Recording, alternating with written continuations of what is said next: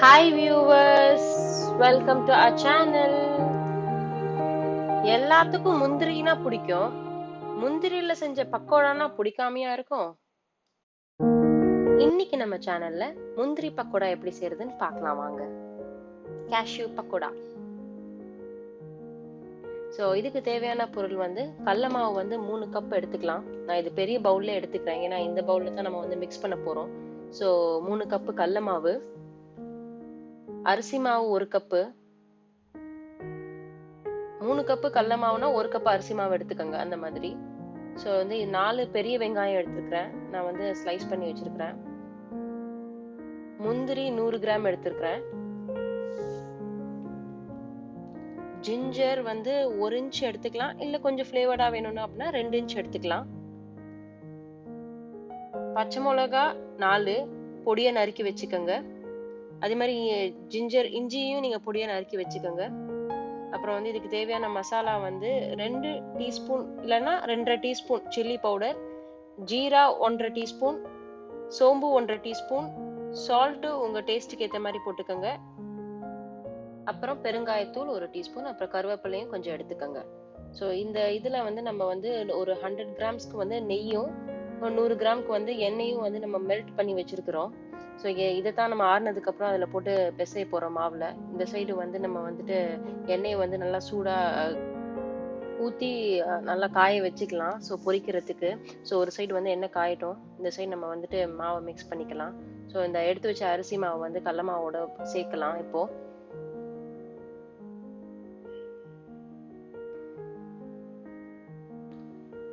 அப்புறம் அந்த எண்ணெயும் நெய்யும் உருக்கி வச்சிருக்கோம்ல 100 கிராம் எடுத்து அதை இதுல போட்டு நம்ம இப்போ மிக்ஸ் பண்ண போறோம். இதை நல்லா மிக்ஸ் பண்ணிக்கலாம். இப்போ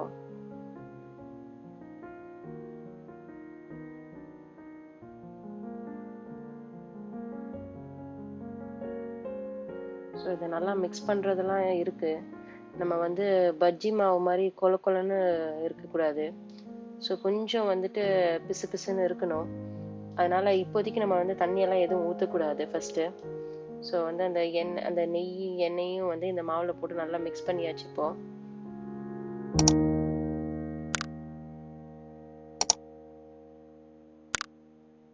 கையில நல்லா நம்ம பிணைஞ்சுக்கலாம். நல்லா மிக்ஸ் பண்ணிட்டு நம்ம ஒவ்வொரு பொருளா இதுல இப்ப ஆட் பண்ண போறோம்.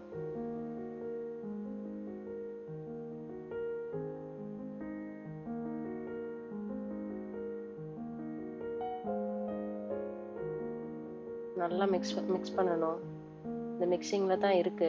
இப்ப நம்ம வெங்காயத்தை போட்டுக்கலாம்.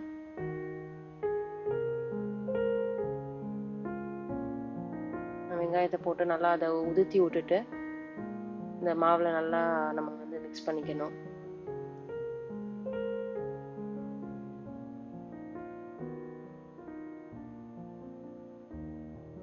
நல்லா எல்லா வெங்காயமும் ஒட்டி ஒட்டி இருக்கக்கூடாது. நல்லா உதுத்தி விட்டுட்டு அந்த மாவுல மிக்ஸ் பண்ணிக்கலாம். இது ஆக்சுவலா ரொம்பவே ரிச்சான ஒரு ரெசிபி தான். ஏன்னா கீ போடுறோம், முந்திரி போடுறோம்.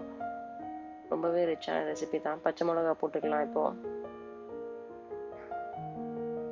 பச்சை மிளகா போட்டு அதையும் நல்லா மிக்ஸ் பண்ணிக்கோங்க. கருவேப்பிலை அதையும் போட்டுக்கலாம். இஞ்சி நல்லா பொடியா நறுக்கிக்கோங்க. நான் இஞ்சி போடுறேன்னா அந்த இஞ்சி ஃப்ளேவர் ரொம்பவே நல்லா இருக்கும் இதுல. முந்திரி அப்புறம் எடுத்து வச்சிருக்க மசாலா எல்லாமே போட்டுக்கலாம். இப்ப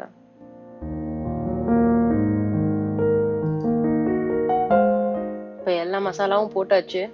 இப்ப இது நல்லா பெரட்டி நல்லா நம்ம மிக்ஸ் பண்ணிக்கணும். எல்லாமே மிக்ஸ் ஆகணும் நல்லா. இது நல்லா நம்ம மிக்ஸ் பண்றதுலதான் இருக்கு.